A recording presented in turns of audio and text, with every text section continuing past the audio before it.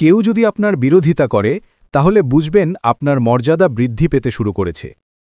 ইট যেমন আগুনে যত পুড়ে ততই শক্ত হয়, তেমনি সমাজে যারা সত্যের পথে অটল থাকে তারা বিরোধীদের আঘাতেই আরও দৃঢ় হয়ে ওঠে। হকপন্থী আলেমগণ সেই ইটের মতো, আঘাতের পর আঘাত সহ্য করে তবুও দাঁড়িয়ে থাকে সত্যের প্রাচীরে। তারা কুরবানির পশুর মতো, নিজের জীবন, নিজের রক্ত সবকিছু আল্লাহর রাস্তায় উৎসর্গ করে দেয়।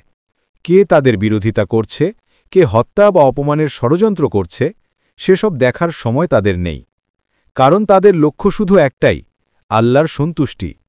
তারা কখনো নিজেদের জাহির করে না, কিন্তু বাতিলপন্থীদের বিরোধিতার কারণেই তাদের নাম সমাজে ছড়িয়ে পড়ে।